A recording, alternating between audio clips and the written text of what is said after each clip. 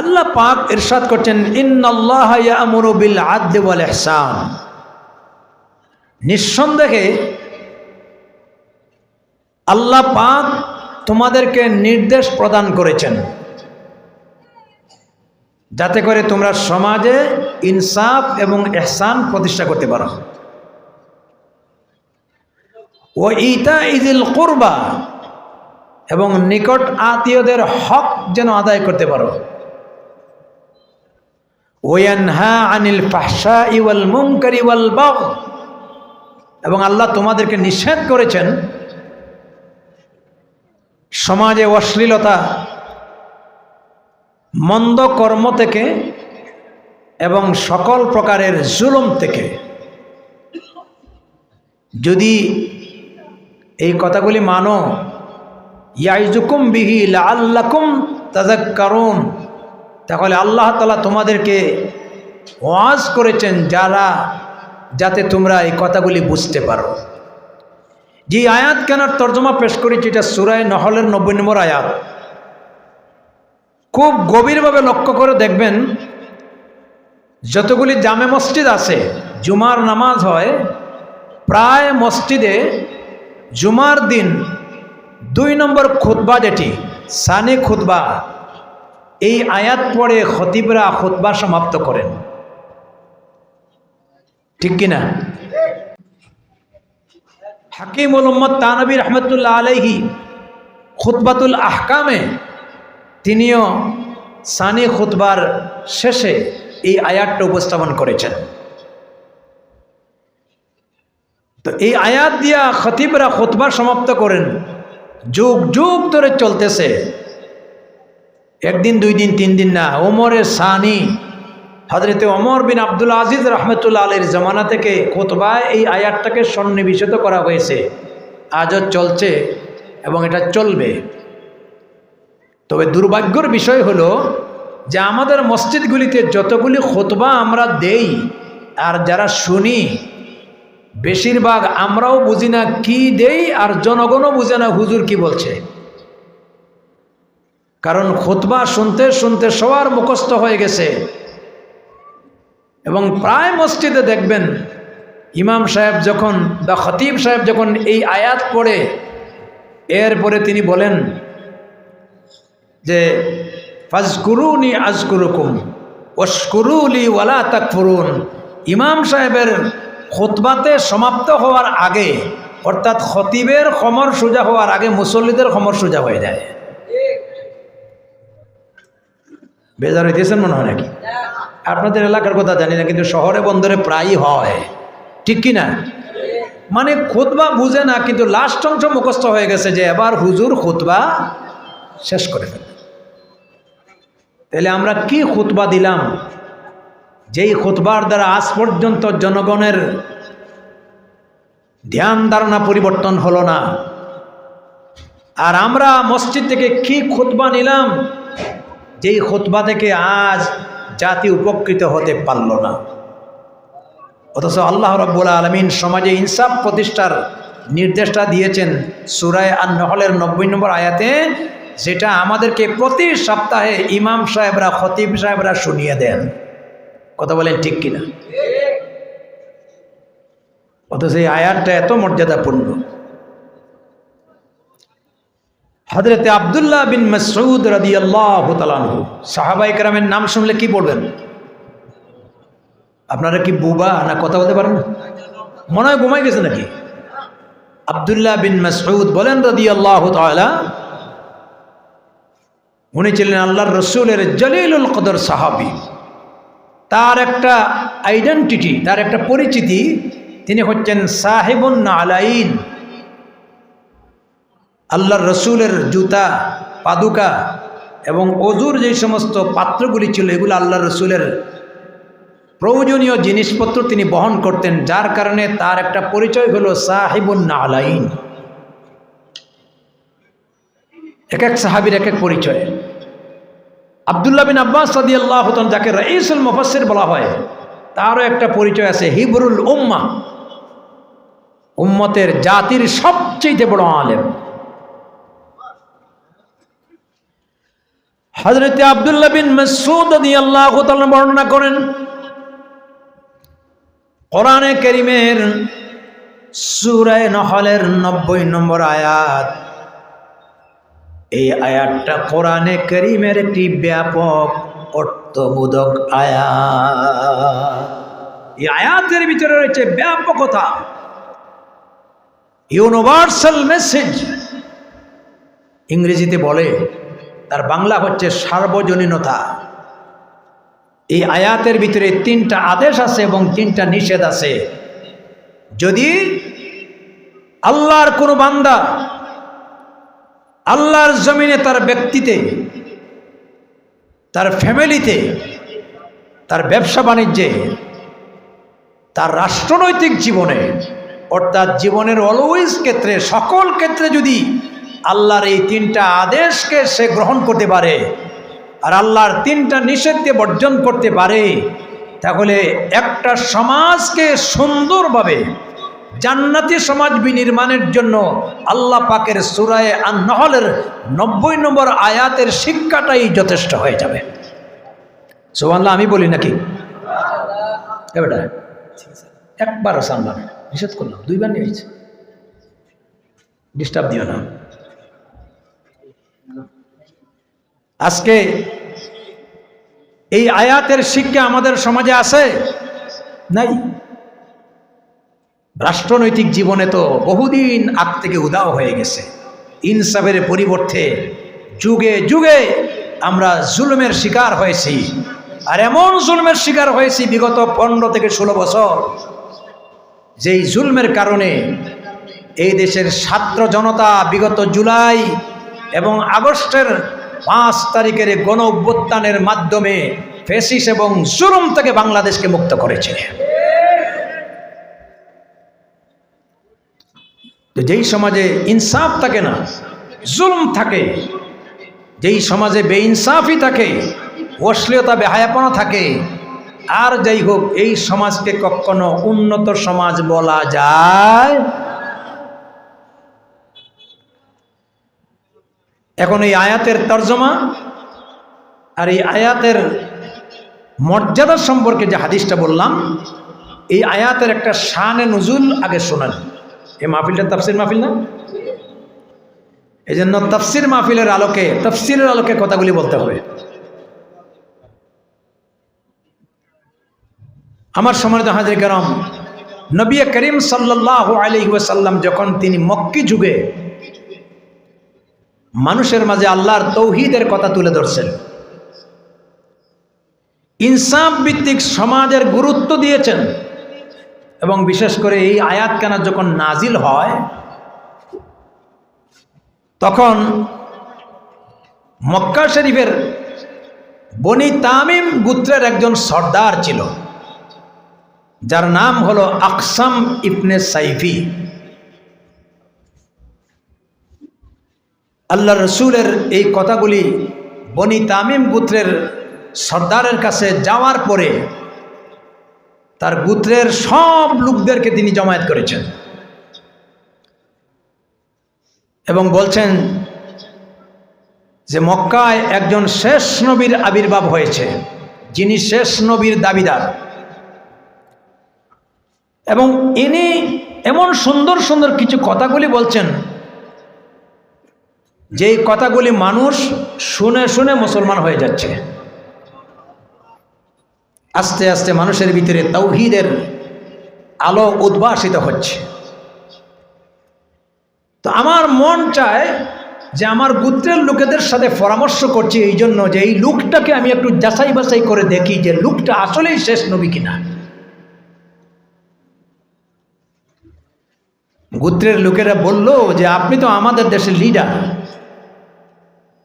আপনি যদি যান তাহলে আমাদের সমাজের ভিতরে একটা খারাপ প্রভাব পড়বে, একটা বিশৃঙ্খলা সৃষ্টি হওয়ার সম্ভাবনা আছে। এই জন্য আপনি না গিয়া 2জন বিচক্ষণ লোক পাঠাই দেন এবং সেই লোকটা আগমন সম্পর্কে কয়েকটা প্রশ্ন শিখাই দেন। প্রশ্নের উত্তরটা শোনার পরে এরপরে আপনি চিন্তা করবেন যে এই লোকটা আসলেই শেষ নবীর দাবিদার, ঠিক না বেঠিক। আল্লাহু আকবার বলেন।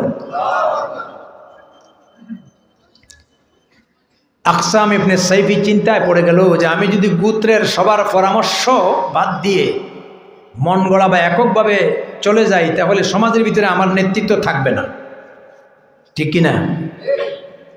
সে একজন লোককে সিলেক্ট করলো, যেই লোকটা সবচেয়ে বেশি জ্ঞানী এবং বিচক্ষণ, এবং জানিয়ে দিল তুমি মুহাম্মদ সাল্লাল্লাহু আলাইহি ওয়াসাল্লামের সহবতে গিয়ে 2টি প্রশ্ন করবে, উত্তরটা কি দিয়ে এটা নিয়ে আসবে। প্রথম নম্বর প্রশ্ন, মান আনতা, আপনি কে? ওমা আনতা, আপনার আগমনের উদ্দেশ্য কি?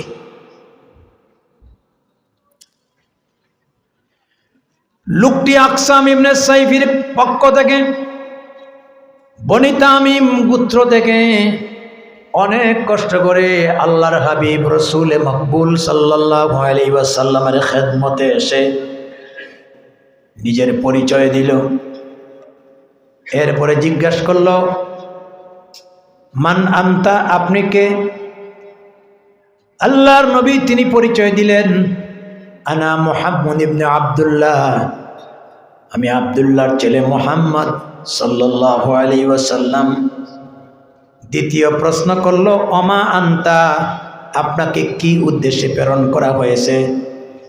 তিনি বললেন, আবদুহু ওয়া রাসূলুহু, আমি আল্লাহর বান্দা আর তোমাদের এই জন্য আল্লাহর পক্ষ থেকে পয়গম্বর, মানে আমি নবী হয়ে এসেছি। এই 2টি প্রশ্নের উত্তর দেওয়ার পরে এরপরে তিনি আউযু বিল্লাহি মিনাশ শাইতানির রাজিম, বিসমিল্লাহির রহমানির রহিম পড়ে এবার তিনি তিলাওয়াত করলেন, ইন্নাল্লাহা ইয়া'মুরু বিল আদলি ওয়াল ইহসান ইলা আখিরিল আয়াত। নবীজির পবিত্র জবান থেকে সূরা নহলের 90 নম্বর আয়াত শোনার পরে লোকটা এই আয়াতটা মুখস্থ করার জন্য ব্যাকুল হয়ে গেল। বলল, আপনি জবান দিয়ে আবারও তেলাওয়াত করেন। নবীজি দ্বিতীয়বার তেলাওয়াত করলেন। লোকটি আবার বলল, ইয়া রাসূলুল্লাহ, মেহেরবানি করে আরেকবার তেলাওয়াত করেন। এইভাবে রাসূলুল্লাহ বারবার এই আয়াত কানা তেলাওয়াত করলেন। লোকটি বলল, যাতে আমার আয়াত কানা মুখস্থ হয়ে যায়, আমি যেন আপনার জবানের পবিত্র কোরআনের আয়াত কানা নিয়ে আমার গোত্রের সর্দারের কাছে আমি হুবহু প্রস্তাব বা হুবহু তেলাওয়াত করে শুনিয়ে দিতে পারি। সুবহানাল্লাহ। কোরআনের আয়াত, এটার ভিতরে একটা জাদুর আকর্ষণ আছে, এটার ভিতরে একটা প্রতিক্রিয়া আছে, আছে কি নাই? কারণ কোরআন কার কালাম? জুড়ে বলেন, সন্দেহ আছে? এটা যে আল্লাহর কালাম, ১৫০০ বছর আগে অবতীর্ণ হয়েছিল, আজও হুবহু সেইভাবে আছে। একটা নক্তা সবর বিন্দু পরিমাণ পরিবর্তন হয় নাই, এবং এটি হচ্ছে আল্লাহ রাব্বুল আলামিনের পক্ষ থেকে অথেন্টিক একটা কিতাব, যেটা কোনোদিন বিয়োজন হয় নাই, সংযোজন হয় নাই। এই কিতাবকে ধ্বংস করতে চাইলে কেউ ধ্বংস করতে পারবে না, কারণ আল্লাহর কালামের হেফাজতের সংরক্ষণ করার দায়িত্ব কার হাতে? আল্লাহ পাক সূরা হিজরের 9 নম্বর আয়াতে বলেছেন, ইন্না নাহনু নাযালনা যিকর ওয়া ইন্না লাহু লাহাফিজুন। নিঃসন্দেহে এই কোরআন আমি নাজিল করেছি। এখানে জিকির বলা হয়েছে। জিকির শব্দের অর্থ আমরা মনে করি শুধু লা ইলাহা ইল্লাল্লাহ, লা ইলাহা ইল্লাল্লাহ এর নাম, এটা নয়। কোরআনের একটা গুণগত নাম জিকির। জিকির মানে উপদেশে ভরা। আল্লাহর কোরআনের একটা দুইটা নাম নয়, কোরআনের নাম কোরআন, কোরআনের নাম ফুরকান, কোরআনের নাম হামিদ, কোরআনের নাম মজিদ, কোরআনের নাম তানজিল, কোরআনের নাম জিকরা, কোরআনের নাম বাইয়িনাত, কোরআনের নাম কিতাবুল্লাহ, কোরআনের নাম কালামুল্লাহ। জোরে সুরে আওয়াজ দিয়ে বলেন সুবহানাল্লাহ। এই জন্য এটা যত বারবার পড়বেন স্বাদ লাগে, খারাপ লাগে, যত শুনবেন ততই মজা। লা তুহসা আজাইবুহু ওয়া লা তুগলা গারাইবুহু ফীহি মাসাবিহুল হুদা ওয়া মানারিল হিকমা। নবীজি বলেছেন, এই কোরআন কোনোদিন জীর্ণ শীর্ণ হবে না, সব সময় নিউ। এই কোরআন যত শুনবেন তত স্বাদ লাগবে। এটি হচ্ছে জ্ঞান বিজ্ঞানের মহাসমুদ্র এবং হেদায়েতের আলোকবর্তিকা। সুবহানাল্লাহ বাড়ি দিয়ে বলিয়েন। সুবহানাল্লাহ বলতে কি বলিয়ে দেওয়া লাগবে? সুবহানাল্লাহ বলার ভিতরে সওয়াব আছে না গুনাহ আছে? আল্লাহর শানে আল্লাহর বড়ত্ব প্রকাশ করবেন, সবাই এক যুগে বলেন সুবহানাল্লাহ। একই কোরআন শোনেন, খারাপ লাগবে না। মৌলানা জাহিদ সাহেবের মুখে এক মজা, আপনাদের এই মসজিদের ইমাম সাহেবের মুখে আরেক মজা। যদি আপনি যান আন্তর্জাতিক পরিমণ্ডলে, বিশ্বকারী আব্দুল বাসিতের তেলাওয়াত আছে কি নাই? এখনো শুনলে মনে হয় যে লোকটা জীবিত আছে, ঠিক কি না? 150 বছর আগে লোকটা মারা গেছে। আপনি যদি কোরআনের মজা দেখতে চান, আমাদের বাংলাদেশের বিশ্বনন্দিত আলেম আল্লামা দেলওয়ার হোসেন সাঈদী রাহিমাহুমুল্লাহ, যার কোরআন শুনলে মানুষ তন্ময় হয়ে শুনতেই থাকতো, ঠিক কিনা? আজকে সেই কোরআনের পাখি আমাদের কাছ থেকে বিদায় হয়ে গেছে।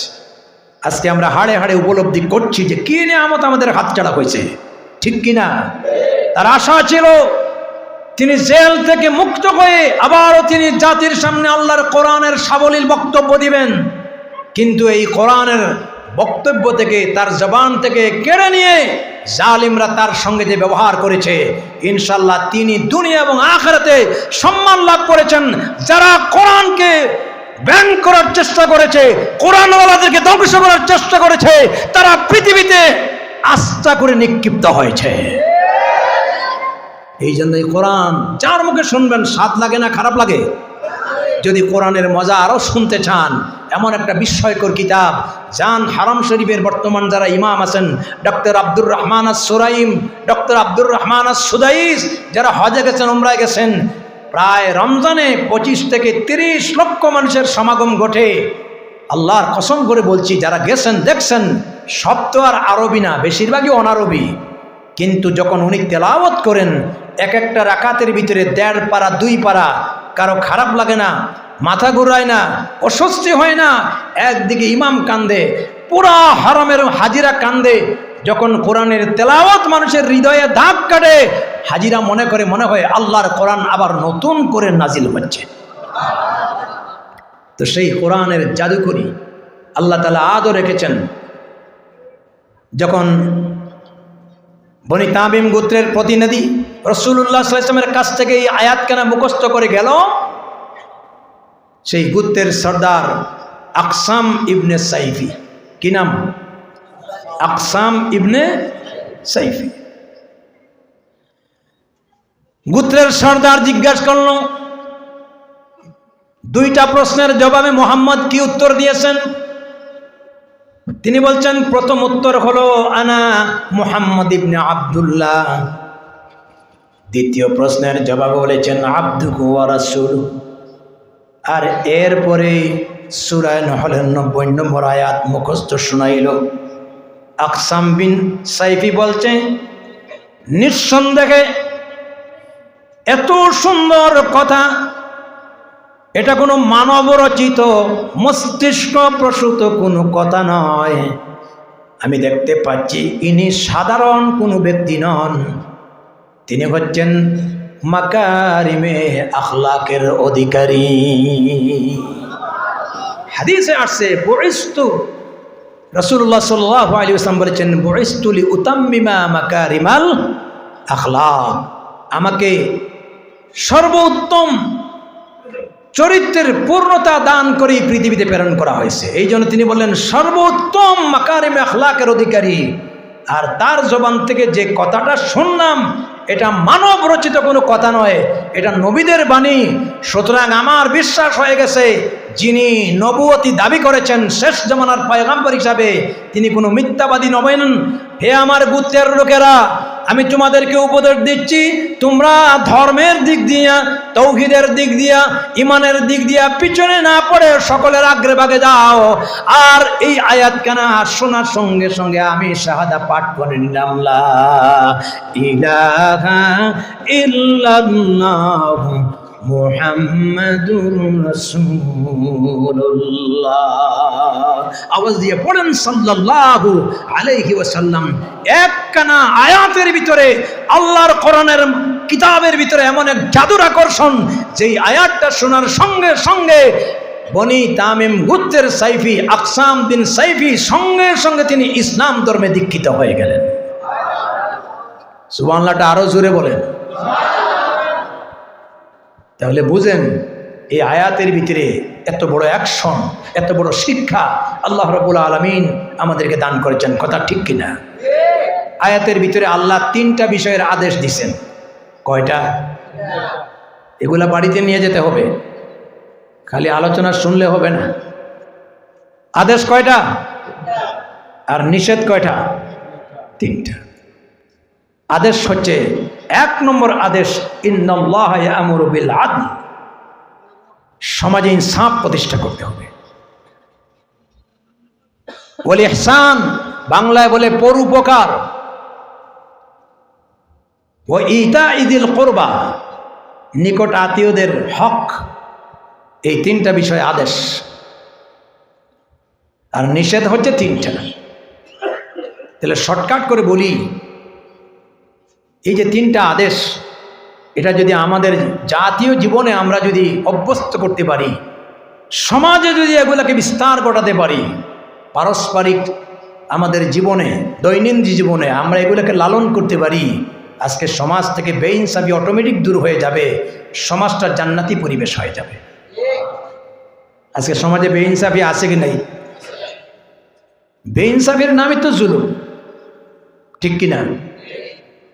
এই যে 5 তারিখের গণ অভ্যুত্থান হলো, এটা প্রথম আন্দোলনের সূচনা হয়েছিল বৈষম্য বিরোধী আন্দোলন। কথা স্মরণ আছে কি নাই? যে কোথায় বৈষম্য থাকবে না, বৈষম্য থেকে যেতে যেতে যেতে যেতে শেষ পর্যন্ত ফ্যাসিস্ট জুলুম মুক্ত বাংলাদেশ। কেন আমরা এই বারে বারে জুলমের শিকার হচ্ছি? এবং যারা ক্ষমতায় ছিল, ভবিষ্যতে কারা আসবে জানি না, এককভাবে আমরা কাউকে দায়ী করছি না। আমাদের সামাজিক দেশের যে অবস্থা আমরা চিত্র দেখে পাচ্ছি, এই দেশ আজ থেকে প্রায় 53 বছর আগে স্বাধীন হয়েছিল পাকিস্তান হানাদার বাহিনীর সাথে যুদ্ধ করে, ঠিক কিনা বলেন? এটা মুসলিম দেশ হিসেবে আমরা গর্ব করি। এবং স্বাধীনতার মূল মন্ত্র ছিল কেউ থাকবে গাছতলায় আর কেউ থাকবে 10 তলায়, এটা চলবে না, ঠিক কিনা? আমরা সমানভাবে সব সুযোগ সুবিধা ভোগ করব। আমরা কোনো জুলুম নির্যাতন শাসন চাই না, বেইনসাফি চাই না। তৎকালীন সময়ের পর থেকে নিয়ে আজ পর্যন্ত যত শাসক গোষ্ঠী এসেছেন, এবং বিশেষ করে যখন ভোট আসে, প্রার্থীরা দেখবেন আপনাদের দরজায় গিয়া দাঁড়ায়, বলে যে আমারে ভোটটা দেন, বেইনসাফি থাকবে না, দুর্নীতি থাকবে না, জুলুম থাকবে না, রাস্তাঘাটের অবস্থা দুরবস্থা থাকবে না, গরুর গাড়ির চাকার মতো জিলাপি বানাইয়া খাওয়ামো, আর রাস্তাগুলি অটো বানাইয়া দিমো। এই কথাগুলি বলে কিনা? হ্যাঁ, মাথায় টুপি আসে, এরপরে পর্দা আসে, মাজারে যাওয়ার ব্যবস্থা বেড়ে যায়, নামাজি হওয়ার ধর্মীয় পরিবেশ তাদের ভিতরে এসে যায়। এরপরে পিছনে লকব লাগানো হয় বল্টু মিয়ার চরিত্র ফুলের মতো। কথাগুলি হাসা বলছে না মিশা বলছে? কোনো মতে যদি আপনাকে বুঝাইয়া ধর্মীয় লেবাস টেবাস দিয়া আপনার ভোটটা নিতে পারে, শেষ পর্যন্ত চেয়ারে বসার পরে সল্টু মিয়া হয়ে যায়। এখন আপনি তার বাড়িতে যাইতে যাইতে জুতার ছাল নাই, আখের গুছানো শুরু করে। চিন্তা করছেন? এই দেশে সম্পদের অভাব নাই, এই দেশে ভালো মানুষের অভাব নাই, কিন্তু আজকে অত্যন্ত সুকৌশলে দেশের নাগরিকের পকেটের পয়সা দিয়া যেই রাষ্ট্রে ইনসাফ ভিত্তিক পরিচালনা কথার ছিল, রাষ্ট্রের উন্নয়নে সর্বাত্মক শক্তি নিয়োগ করার কথা ছিল, আজকে এই টাকা পয়সাগুলি তারা লুটপাট করে শুধু নেন নাই, বিদেশে পাচার করেছেন হাজারো হাজারো কোটি কোটি টাকা। নিজের নামে রাখে নাই, রাখছে বউয়ের নামে। এই জন্য যেই জায়গাতে মন্ত্রী মিনিস্টারদের বাড়িঘর কিনা হয়েছে, এই জায়গার নামে হয়ে গেছে বেগম পাড়া। শোনেন নাই আপনারা? কি পাড়া? আর সুইস ব্যাংকে টাকা রাখছে। শুধু সুইস ব্যাংকে না, যারা ছিল এই দেশের বিচারক এই চেয়ারে বসার পরেই আমরা যেমন মামলা নিয়ে কোর্টে যাই, মানুষ যখন জুলমের শিকার হয়, মানুষ যখন ইনসাফ থেকে মুক্ত হয়ে যায়, বেইনসাফির ভিতরে পড়ে যায়, ন্যায্য বিচারের আশায় কোর্টে যায়, আছে কি নাই? বিচারক যিনি, তিনি শপথ করেছেন এই চেয়ারে বসে তিনি ন্যায় বিচার করবেন, কোনো বেইনসাফি জুলমের বিচার করবেন না, পক্ষপাতিত্ব করবেন না, ঠিক কিনা? কিন্তু এমনও বিচারক দেখা গেল যারা চেয়ারে বসে, আইনের চেয়ারে বসে বেআইনি কাজ করেছেন, এমনকি তাদের রাগ গুসা শেষ পর্যন্ত এমন পর্যায়ে আইন করেছেন যে আইন করতে করতে সাহস করে বলেছেন যে আমি যা চাই তা করতে পারি। অথচ তিনি যে বিচারের আসনে বসেছেন ন্যায় ইনসাফ করার জন্য, তিনি ভুলে গেছেন তিনি শেষ বিচারক নন, তার উপরে আরেকজন বিচারক আছেন, তিনি কে? আরো জোরে আল্লাহ রাব্বুল আলামিন কোরআনে কারিমে বলছেন সূরা ৩-এ, আলাইসাল্লাহু বিআহকামিল হাকিমিন, আল্লাহ কি বিচারকদের ভিতরে শ্রেষ্ঠ বিচারক নন? কি বলেন? আজকে যিনি বিচারক তিনি একদিন আল্লাহর আসামির কাঠগড়ায় দাঁড়াইয়া তাকেও কিন্তু সেই বিচারকের সামনে আসামি হইয়া দাঁড়াতে হবে, ঠিক কিনা? এই দেশে সবচেয়ে বেশি বেইনসাফি করা হয়েছে আলেম ওলামাদের সাথে। এই দেশে বেশি জুলুম নির্যাতন করা হয়েছে মাদ্রাসার ওলামায়ে কেরামদের সাথে। এবং এমনও ফ্যাসিস্ট আর জালেম ছিল যারা বলেছে যে সাইদিকে আমি ফাঁসি দিয়েছি, বলে নাই? বিচারপতি মানিক নাম শুনেন নাই? সে বলেছিল সাইদিকে আমি ফাঁসি দিয়েছি। আল্লাহ পাক যে তিনি আহকামুল হাকিমিন, তিনি যে এমন এক মর্যাদার অধিকারী যিনি চেয়ারেও বসাতে পারেন, লাথি মেরে আবার চেয়ার থেকে ফালাই দিতে পারেন, এই ক্ষমতা আল্লাহর আছে কি নাই? আরো জোরে বলেন। কুলিল্লাহুম্মা মালিকাল মুলকি তুতিল মুলকা মান তাশা ওয়া তানজিউল মুলকা মিম্মান তাশা ওয়া তুইজ্জু মান তাশা ওয়া তুযিল্লু মান তাশা বিয়াদিকাল খায়র। আল্লাহ তার নবী বলছেন কুলিল্লাহুম্মা, হে নবী বলেন, আসলে কুল আল্লাহুম্মা অর্থাৎ হে আল্লাহ, মালিকাল মুলক, তুমি হচ্ছ সার্বভৌমত্বের মালিক। গোটা নবমণ্ডল এবং ভূমণ্ডলের রাজত্ব কার হাতে? আর জোরে। আমরা তো এমনও শুনেছি ক্ষমতার মালিক জনগণ, এই কথাগুলি আজও শুনি কি নাই? এই কথাগুলি কোনো মুসলমান উচ্চারণ করবে না। জনগণ মালিক নন, জনগণ ভোট দেওয়ার অধিকার, কিন্তু ক্ষমতার মালিককে। যদি জনগণ ক্ষমতার মালিক হয়, 9 বছরের রাজার 10 বছরের সাজা কেমনে হয়, ঠিক কিনা? আল্লাহ বলছেন ক্ষমতার মালিক আমি আল্লাহ, যাকে আমি চাই তাকেই ক্ষমতা দান করি, আমি যাকে চাই আবার ক্ষমতা ছিনাইয়া নেই, আমি যাকে চাই তাকে ইজ্জত দান করি, আমি যাকে চাই তাকে বেইজ্জতি করি। এই কথাগুলি তারা ভুলে গিয়েছিল। আল্লাহ পাক এই জালেমদেরকে, যারা জুলুম করেছে, ইনসাফ প্রতিষ্ঠা করে নাই, জনগণের ম্যান্ডেট নিয়ে শপথ করে বেইনসাফি করেছে, তাদের পরিণতি কি হতে পারে? 5 তারিখের গণঅভ্যুত্থানে ইন্ডিয়ার বর্ডারে মানিক নামক বিচারপতিকে কলা গাছে শোয়া লাথি মেরে দুনিয়াবাসীকে দেখিয়ে দিয়েছে। উনার নাম আল্লাহ। উনার নাম কি? আরো জোরে বলেন, তিনি কে? এই জন্য ক্ষমতার দাপট করা যাবে, জুলমের পথ বাছাই করা, ইনসাফের সাথে চলতে হবে, সমাজে ইনসাফ প্রতিষ্ঠা করতেই হবে। মুআজ্জাজ হাজমে কারাম, বাংলাদেশের এই যে স্বাগতিক অবস্থা, বর্তমান পরিস্থিতিকে শিক্ষা নেন। একসাথে 300 জন এমপি বাকছে, পৃথিবীর ইতিহাসে কোনো দেশে এমন ঘটনা ঘটে নাই। দলীয়করণ করতে করতে জাতীয় মসজিদ বাইতুল মুকাররমকে দলীয়করণ করা হয়েছে, খতিব পর্যন্ত বাগিয়ে গেছে। কি মিছা বলছি? জানেন না? আয়নাগর কি বিভৎস অবস্থা! 10 বছর নিরপরাধ মানুষগুলিকে মাটির নিচে লুকিয়ে রাখা হয়েছে, আলো বাতাস থেকে বঞ্চিত করা হয়েছে। এদের অপরাধটা কি ছিল? এরা কি অন্যায় করেছিল? এদের একটাই অপরাধ ছিল যে আল্লাহর জমিনে ইনসাফ প্রতিষ্ঠা করার জন্য আন্দোলন করেছিল। তাদের অপরাধ ছিল আল্লাহর জমিনে কোরআনী শাসন কায়েম করার আন্দোলন করেছিল। আজকে এই অপরাধের কারণে এদেরকে আয়নাঘরে রাখিয়ে যে জুলুম নির্যাতন করা হয়েছে, আল্লাহ পাক সেই জালিমদের কবল থেকে এদেরকে মুক্তি দিয়েছেন, ঠিক কিনা বলেন? তবে ইনশাআল্লাহ মানুষ বুঝে ফেলেছে। অতীতে অনেক ইজম দেখেছি, অনেক মতবাদ দেখেছি। দুনিয়ার মানুষের তৈরি করা কোনো মতবাদে ইনসাফ প্রতিষ্ঠা করতে অতীতেও পারে নাই, ভবিষ্যতেও পারবে না। সুতরাং আগামী দিনের বাংলাদেশ হবে ইনসাফ ভিত্তিক বাংলাদেশ, আগামী দিনের শাসন হবে কোরআনী শাসন, আগামী দিনের দেশ হবে ইসলামের দেশ।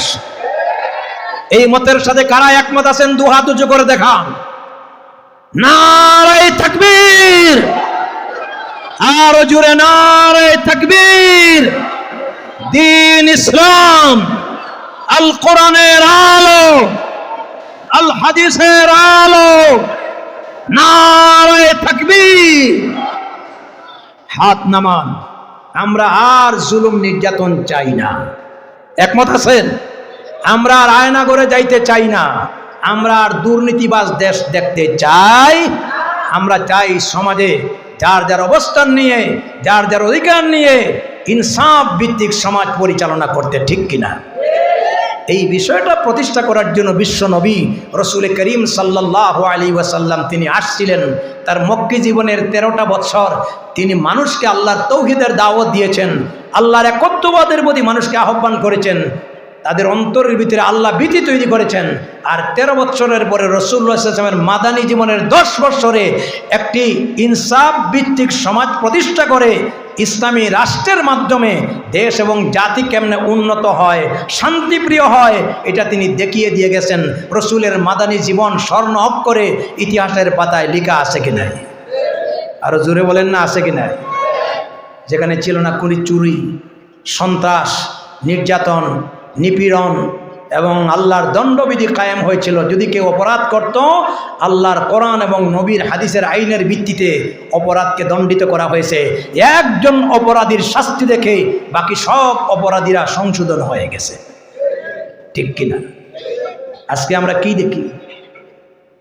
যারা অন্যায় করে, সন্ত্রাস করে, দলীয় পরিচয়ের কারণে এত বড় অপরাধী হওয়ার পরেও মামলায় সে নির্দোষ হইয়া খালাস হয়ে যায়, ঠিক কিনা?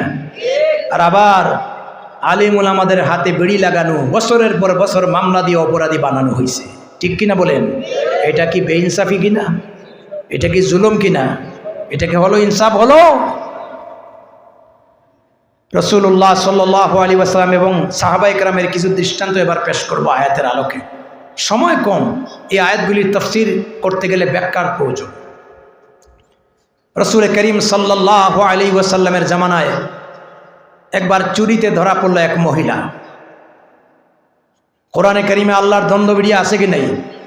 আস-সারিকু ওয়াস-সারিকাতু ফাকতাউ আইদিয়াহুমা। চোর মহিলা হোক আর নারী হোক, পুরুষ হোক আর নারী হোক, যদি দালিলিক ভিত্তিতে সত্যিকারের চোর সাব্যস্ত হয়, আল্লাহর আদেশ হচ্ছে এদের হাত কেটে দেওয়া। চোরের হাত কাটার আইন কে দিছেন? এখনো সৌদি আরবে 2-1টা আইন থাকার কারণে পৃথিবীর মানচিত্রে শান্তিপ্রিয় দেশ থাকলে আরব আমিরাত, ঠিক কিনা বলেন? যেই লোকটা ধরা পড়েছে, এই লোকটার নাম ফাতেমা, বনু মখজুম গোত্র এবং একজন সম্ভ্রান্ত বাড়ির মহিলা। আল্লাহ রসুলের আদেশ হচ্ছে হাত কাটো। মহিলার ফ্যামিলির ভিতরে কথাবার্তা শুরু হয়ে গেছে যে আমাদের একটা নামি দামি গোত্রের লোক, মেয়েটার যদি হাত কাটা হয় সারাটা জীবন আমাদের ফ্যামিলিতে বদনাম, এরা সুরের ফ্যামিলি। একজন মানুষের কারণে একটা ফ্যামিলি ধ্বংস হতে পারে, একটা দেশ ধ্বংস হতে পারে, একটা এলাকা ধ্বংস হতে পারে, আছে কি নেই? আপনাদের সুনামগঞ্জে সুরের গাঁও আসেনি? দিরাইতে আছে। দিরাইতে আমি ওই সুরের গাঁও মাহফিলে গেছি। আসলে চুর না, কিন্তু তাদের ঐতিহ্য যেটি পূর্বপুরুষরা চুরি করত। এদের এই খারাপ দৃষ্টান্তের কারণে পুরা গ্রামের নামটা চুরের গাঁও হয়ে গেছে। এখনো পাসপোর্টে লেখে গ্রাম চুরের গাঁও, গর্ব করে বলে। ডাকাতির গাঁও আসেনি? সিলেটে একটা আছে ডাকাতির গাঁও, ডাকাতির বাড়ি, এটা কোম্পানিগঞ্জের দিকে, অথচ একটাও ডাকাত নেই, কিন্তু ইতিহাস হয়ে গেছে। এখন লিখতে হইলে লেখে ডাকাতির বাড়ি। নতুন কেউ শুনতে পারেন না, আমি না। তো লোকটির পরিবারের লোকেরা চিন্তা করলো যে কিভাবে আল্লাহর রসুল যে আদেশটা দিছেন এটা থেকে মেয়েটারে বাঁচানো যায়। আল্লাহর রসুলের কাছে এই প্রস্তাবটা কে দেবে, কার সাহস আছে? রসুল করিম সাল্লাল্লাহু আলাইহি ওয়াসাল্লামের তার খাদিম, 10 বছরের খাদিম হযরতে আনাস রাদিয়াল্লাহু তাআলা আনহু, তার মাধ্যমে বিষয়টা আল্লাহ রসুলের কানে দেওয়া হলো। আল্লাহর নবীর সোনার বনে চোখ মুখ লাল হয়ে গেল, চলে গেলেন মসজিদে নববীতে, দাঁড়াইলেন মিম্বরে। এরপরে সমস্ত মদিনাবাসীগুলিকে একত্রিত করে বললেন, চোর পুরুষ হোক আর নারী হোক, যদি অপরাধী হয় আর তত্ত্বপাদ্যের দ্বারা সঠিক চোর নির্বাচিত হয়, তার হাত কেটে দেওয়ার আইনটা এটা আমি নবীর না, এটা আল্লাহর। এটা বলেন কার? সুতরাং অতীতে তোমাদের মাঝে কোরআন ছিল না, ইনসাফ ছিল না, আদল ছিল না, জোর যার মুল্লুক তার সমাজ ছিল। কোনো বড় লোক অন্যায় করলে তাকে রেহাই দেওয়া হয়েছে, আর কোনো গরিব লোক, অসহায় লোক অন্যায় করলে তার বিচার করা হয়েছে। এখন আর সেই আগেকার যুগের জাহিলিয়াতের জামানা নাই। অতএব যেই ফাতেমাকে চুরির অপরাধে সাব্যস্ত হওয়ার কারণে হাত কাটা থেকে বাধা দেওয়ার জন্য তোমরা যা চক্রান্ত করছো, নবীজি বললেন, শোনো, লাউ আন্না ফাতিমা বিনতে মুহাম্মদ সাল্লাল্লাহু আলাইহি ওয়াসাল্লাম সারাকাত লাকাতাত ইয়াদাহা, ওই বনি মাখজুম গোত্রের ফাতেমা, তার হাত তো দূরের কথা, আমি মুহাম্মদের কন্যা ফাতেমাও যদি চুরি করে আল্লাহর দণ্ডবিধি আইন বাস্তবায়ন করতে, অর্থাৎ আমার কলিজার টুকরা ফাতেমারও হাত কাটতে আমি দ্বিধা দ্বন্দ্ব করব না। এর নাম ইনসাফ, এর নাম কি? হাত। সম্মানিত হাজী কেরাম, ইসলামের দ্বিতীয় খলিফা হযরত ওমর রাদিয়াল্লাহু, হযরত আবু বকর সিদ্দিক রাদিয়াল্লাহু তাআলা আনহু, কত বড় ইনসাফ ছিল। যেই দিন দায়িত্ব পেয়েছিলেন, তার তো খেলাফত মাত্র ছিল মাত্র 2 বছর থেকে কিছুদিন, 2 বছর 2.5 মাসের কাছাকাছি, 2.5 মাস পুরাও না। কিন্তু মিম্বরে দাঁড়িয়ে বলেছেন, আমাকে তোমরা নির্বাচন করে খলিফা বানাইছো, এই দেশের মানুষের ভিতরে ন্যায় এবং ইনসাফ প্রতিষ্ঠা করে, এটা আমার নৈতিক দায়িত্ব। যদি কোনো খামখেয়ালির কারণে আমার দ্বারা কোনো পদস্খলন ঘটে, তোমরা আমাকে শুধরাইয়া দিও, নতুবা ময়দানে মাশরে আল্লাহর আসামে কাঠগড়া দাঁড়াইলে শুধু আমাকে জবাব দিতে হবে না, তোমাকেও আমার সাথে জবাব দিতে হবে। আল্লাহু আকবার। মাঝে মাঝে তিনি তার ড্রেস পরিবর্তন করে জনগণের খোঁজ খবর নিতেন, এবং প্রতিনিয়তই তিনি একজন বার্ধক্য লোক, অসহায়, তাকে লুক আফটার করার মতো, দেখাশোনা করার মতো কোনো লোক ছিল না। ফজরের নামাজ পড়ে অফিসে আসার আগ পর্যন্ত সেই বার্ধক্য লোকটাকে তিনি দেখাশোনার দায়িত্ব কাঁধে নিয়ে পরিপূর্ণভাবে তিনি আঞ্জাম দিয়েছেন। সুবহানাল্লাহ বলে। হযরত ওমরের অবস্থা তো আরো আশিদ্দা ও আলাল কুফার, তিনি কুফরের ব্যাপারে অত্যন্ত শক্ত ছিলেন, সুবহানাল্লাহি বিহামদি। কিন্তু তিনি এত বড় ইনসাফ, ন্যায় বিচারক ছিলেন, এবং আল্লাহ ভীতি ছিল। রাত যখন গভীর হয়ে যেত, মানুষের দুয়ারে দুয়ারে, রাস্তার অলিতে গলিতে সারাটা রাত তিনি কাটাই দিতেন। তার খাদিম বলতো, আপনার তো স্বাস্থ্যের কমপক্ষে হক আছে, একটু রাতে ঘুমান। বলছে, ফোরাত নদীর তীরে যদি একটা কুত্তা না খেয়ে মরে, আর এর জন্য আল্লাহর আসামির কাঠগড়ায় আমাকে দাঁড় করায়, তাহলে আমি কি জবাব দিব? এই ভয় যদি আমার ভিতরে সৃষ্টি না হতো, আমি অবশ্যই রাত্রেও ঘুমাইতাম। আল্লাহু আকবার। একখানা কিতাব আছে ইজালাতুল খাফা লিল খিলাফাতিল খুলাফা। এখানে লেখা হচ্ছে আমাদের ভারত উপমহাদেশের হাদিস বিশারদ আল্লামা শাহ ওলিউল্লাহ মুহাদ্দিস দেহলভী রহমতুল্লাহ আলাইহি, তিনি সেখানে লেখছেন, ঈদের দিন মসজিদে নববী থেকে নামাজ পড়ে বাসায় ফিরছেন, আসিয়ে দেখেন বউ বাচ্চা কান্দে। কি ব্যাপার? আজকে তো আনন্দের দিন, ধনী গরিব বোকানাঙ্গা সব মানুষের ভিতরে আনন্দ, তোমরা কান্দো কেন? স্ত্রী বলছে, আমি কান্দি নাই, তোমার বাচ্চারা আমাকে কান্দাইছে। বলে কি ব্যাপার? বাচ্চারা আজকে ঈদের দিন বাইরে গেছে খেলতে, তাদের গায়ে পুরাতন জামা, অন্য বাসার ছেলেরা মেয়েরা দেখে বলছে, তোর বাপ না খলিফাতুল মুসলিমিন, আজকের ঈদের দিন একটা নতুন জামাও দিতে পারলো না। বাচ্চা মানুষ তো, শিশু, দারুণ দাগ কাটছে। ঘরে আসিয়া মারে বায়না ধরছে যে মেহরবানি করে নতুন জামা দাও। আল্লাহু আকবার বলে। আজকে এই কথাগুলি আমাদের কাছ থেকে কল্পনা, ঠিক কিনা? নারী আবার বলছে, আমি বাচ্চাদের এই আবদার রক্ষা করতে পারি নাই, আমার হাতে কোনো টাকা কড়ি নাই। এবার বাচ্চারা কান্না শুরু করেছে, বাচ্চাদের চোখের পানি দেখে অটোমেটিক আমারও চোখের পানি। একটা জিনিস দেখবেন, ফ্যামিলিতে যারা বাবা আছে মা আছে, বাচ্চাদের প্রতি বাবাদের চেয়ে মায়েদের দরদটা একটু বেশি, ঠিক কিনা? হযরত ওমর বললেন, বোন রে, বাইতুল মাল থেকে মাসিক যে বেতন ভাতা পাই সেটা দিয়া কোনো মতে সংসার চলে, যার কারণে এবারের ঈদে বাচ্চাদের নতুন জামা দিতে পারি নাই। তুমি বাচ্চাদের বোঝাও, তাদের শান্ত দাও, যাতে আগামী ঈদে আল্লাহ তৌফিক দিলে নতুন জামা দেব। এই কথাগুলি বলার পরে বাচ্চারা তো আর বুঝে না। বাচ্চাদের কান্না দেখে হযরত ওমরের স্ত্রী বললেন, আমিরুল মুমিনিন, আপনাকে আমি একটা বিষয়ে ইন্টারফেয়ার করি, পরামর্শ দেই, সহযোগিতা দেই। আমার এই মেসেজটা আপনি গ্রহণ করতেও পারেন, নাও করতে পারেন। আপনি বাইতুল মালের যিনি পরিচালক, অর্থ মন্ত্রণালয়ের যিনি দায়িত্ব, যার কাছে টাকা পয়সা আছে, তার কাছে কমপক্ষে একখানা চিঠি দেন, যাতে আগামী মাসের বেতনটা যেন অগ্রিম আপনাকে দিতে পারে। অন্ততপক্ষে টাকা পয়সা ঋণ নিয়েও আমার বাচ্চারে নতুন জামাটা কিনিয়া দেন। আল্লাহু আকবার। তিনি আবার বেকায়দায় পড়ে গেলেন, কারণ বাইতুল মালের এই টাকা পয়সা তো এটা ওমরের বাপেরও না, এগুলা জনগণের পয়সা। কার পয়সা?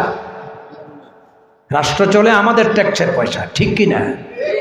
এই জন্য রাষ্ট্রের মাল যারা চুরি করে এরা কত বড় চোর। দার্শনিক ইমাম গাজ্জালী রহমতুল্লাহ আলাইহি তিনি লেখছেন, আপনার বাড়িতে যদি একজন সুদ ঢুকে আর 10 লক্ষ টাকা নিয়ে যায়, আর একজন লোক যদি রাষ্ট্রের চেয়ারে বসে 10 টাকা চুরি করে, তাহলে 10 লক্ষ টাকা চুরির অপরাধীর চাইতে বেশি অপরাধী রাষ্ট্রীয় সম্পদ থেকে 10 টাকা চুরি করা। কেন? এই 10 লাখ টাকার মালিক শুধু আপনার ফ্যামিলি বা বাড়িওয়ালা, কিন্তু 10 টাকার মালিক 18 কোটি জনগণ। আমি আয়াতের বাকি অংশে যেতে পারবো না, শুধু ইনসাফের উপরই কথা বলি। ওমর ভয় পেয়ে গেলেন, আগাম ঋণ নেব, এটা কিভাবে সম্ভব? মাস পুরলে সবাই বেতন পায়, আমি আগাম নিয়ে নিব। স্ত্রী বলছে, আপনি ঋণ নেবেন, ঋণ দেওয়াও সওয়াব, প্রয়োজন বোধে ঋণ নেওয়ারও ইসলাম ব্যবস্থা আছে। এখন ঘরের ভিতরে চিন্তায় পড়ে গেছেন, কারণ যত বড়ই ওমর হোক না কেন, ফ্যামিলিতে যারা আছেন, আপনি যত বড় সর্দার হন, যত বড় নেতৃস্থানীয় লোক হন, সব সর্দারিয়ার নেতৃত্ব গড়ে চলে না, ঠিক কিনা? আমাদের এক উস্তাদ বলতেন, যত বড় পীর হোক, বউয়ের কাছে ফিরে কেউ চলে না। কথা বলেন না কেন? কারণ স্ত্রীদেরও কিছু আবদার রক্ষা করা লাগে, না লাগে কি না? তাদেরও কিছু অধিকার আছে কি নাই? মতামত দেওয়ার অধিকার আছে কি নাই? আল্লাহ পাক মা বোনদেরকে কত সম্মান আর অধিকার দিয়েছেন। কোরআনে কারিমে আল্লাহ রাব্বুল আলামিন বলছেন, ومن آياته أن خلق لكم من أنفسكم أزواجا لتسكنوا إليها وجعل بينكم مودة ورحمة আল্লাহর নিদর্শনাবলীর ভিতরে অন্যতম নিদর্শন হলো আমি তোমাদের থেকে তোমাদের জীবন সঙ্গিনী সৃষ্টি করেছি। এরপরে আল্লাহ বলছেন জাআলা বাইনাকুম মাওয়াদ্দা, যাতে করে একজন আরেকজনের কাছ থেকে শান্তি লাভ করতে পারো। সারাদিন কষ্ট করে ফ্যামিলিতে যাওয়ার পরে বউদের কাছে যে শান্তি পাওয়া যায়, এই শান্তি ঘরের বাইরে কোথাও পাওয়া যায় না, ঠিক কিনা? সুবহানাল্লাহ বলবেন না? এবার তিনি চিঠি লিখছেন, বাইতুল মালের পরিচালক ওমরের কাছ থেকে দরখাস্ত পেয়ে তিনিও বিপদে পড়ে গেলেন। সরকারের অর্ডার মানতে হবে, কিন্তু তিনি উত্তরটা কেমন দিলেন? যদি আল্লাহর ভয় থাকে, যত বড়ই শাসক হোক তার সামনে হক কথা বলা এটা নাথিং, কিছুই না, ঠিক কিনা? তিনি উত্তর লেখলেন, আমিরুল মুমিনিন জাপনা, আপনার পরিবারের ফ্যামিলির অবস্থা অবগত হয়ে আমি মর্মাহত হয়েছি এবং আফসোস করলেন যেই দেশের জনগণ ছিল অর্থনৈতিকভাবে একেবারে দুর্বল, আল্লাহ পাক ওমরের শাসনামলে ন্যায় এবং ইনসাফ প্রতিষ্ঠা করার কারণে অর্থনৈতিক সমৃদ্ধি এমনভাবে দিচ্ছেন প্রায় মানুষ জাকাত দেওয়ার হয়ে গেছে, জাকাত নেওয়ার মানুষ খুঁজে পাওয়া যাচ্ছে না। সুবহানাল্লাহ বলেন। কিন্তু আজকে ওমরের ফ্যামিলির এমন এক দুরবস্থা, এই বেতন দিয়া সংসার চলে না, বাচ্চাদের নতুন জামা দিতে পারলো না।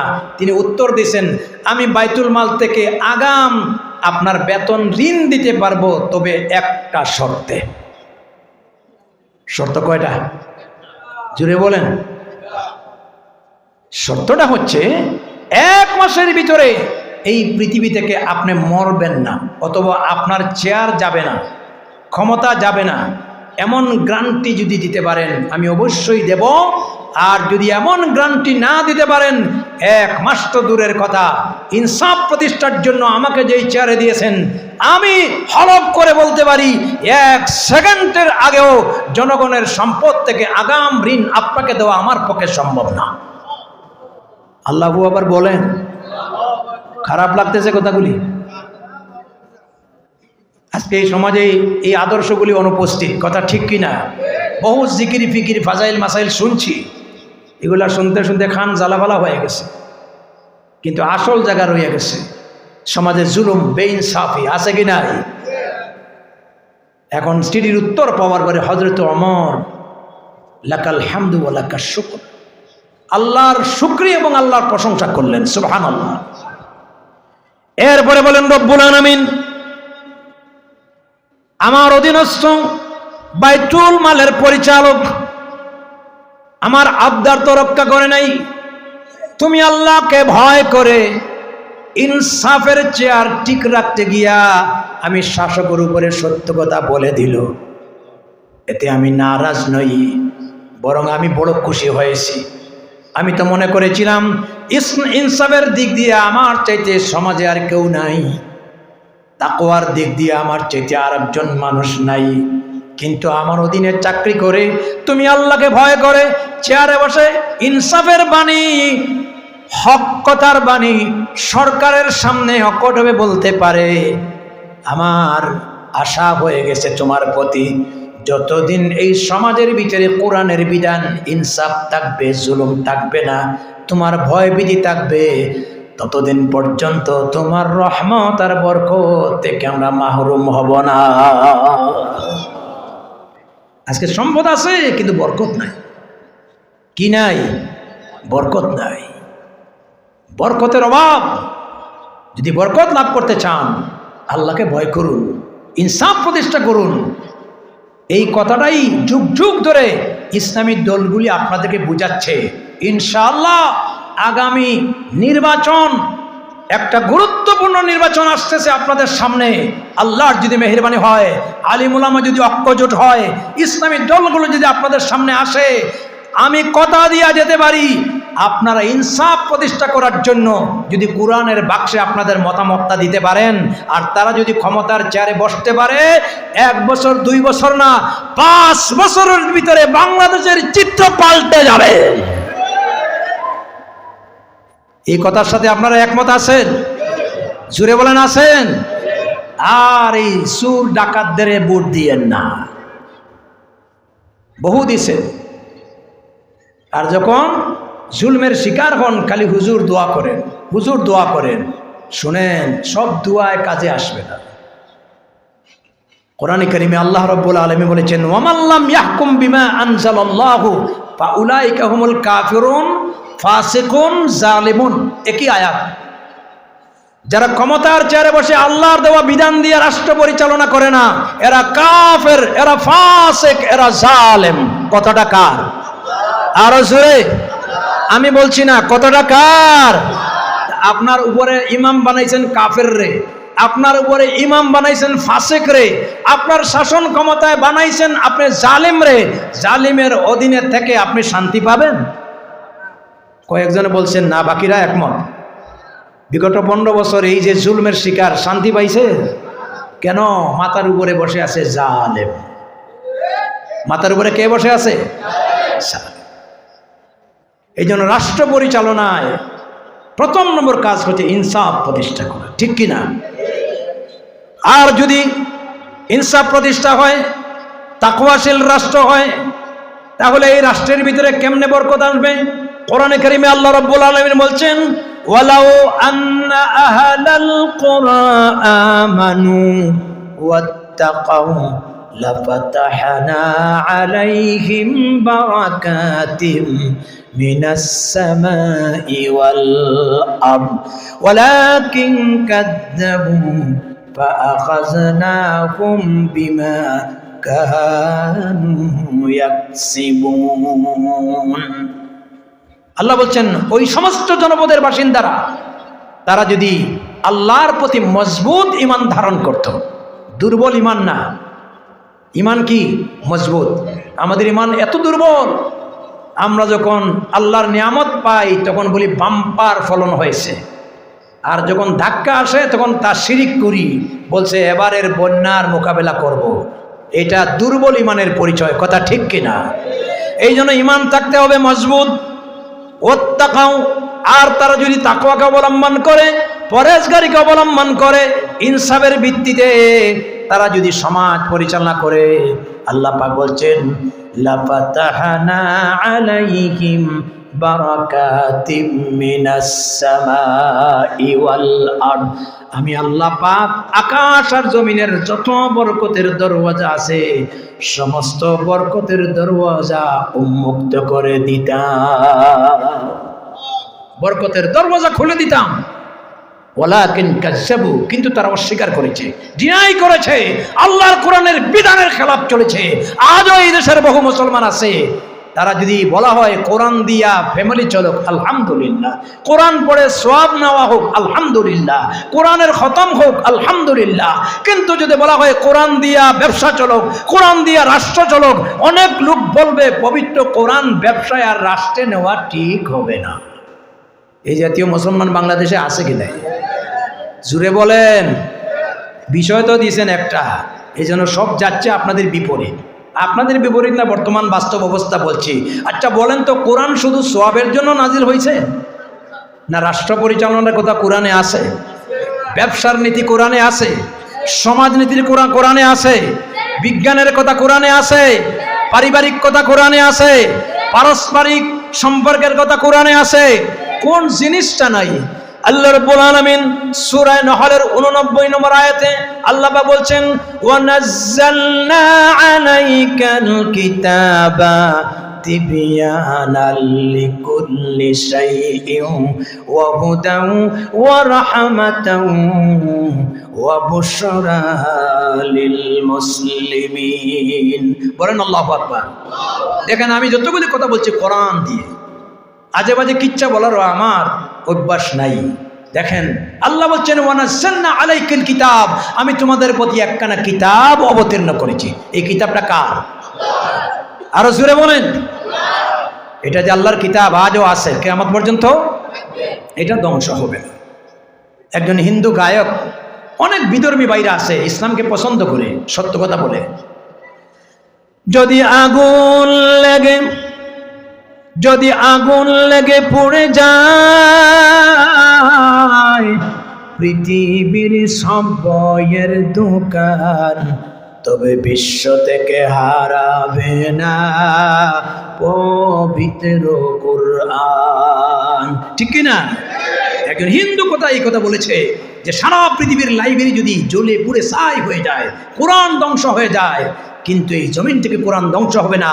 কারণ এই পৃথিবীতে দেখবেন এই কোরআনের হাফিজ আছে কোটি কোটি মানুষের সিনায় আছে কিনা। এই জন্য আল্লাহ বলছেন নাযালনা আলাইকিল কিতাব তিবিয়ানাল লিকুল্লি শাই, এর ভিতরে আছে তোমাদের জীবনের সকল বিষয়ের সুস্পষ্ট দিক নির্দেশনা। ও হুদান, এটি তোমাদের জন্য গাইডলাইন। ও রাহমাতান, এটা তোমাদের জন্য শান্তির পয়গাম। ও বুশরা লিল মুসলিমিন, মুসলমানদের জন্য সবচেয়ে বড় সুসংবাদ। যদি কোরআন মানে, কোরআন ভিত্তিক রাষ্ট্র পরিচালনা করে, সমাজ পরিচালনা করে, দুনিয়া হবে সুখী আর আখিরাত হবে চিরস্থায়ী জাহান্নাম থেকে মুক্তি।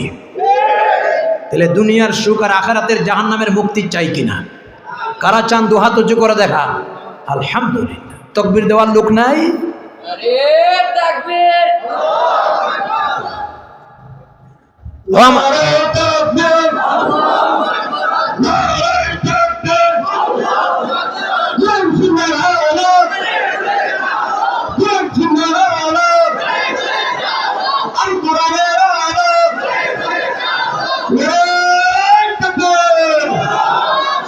হাত নামা।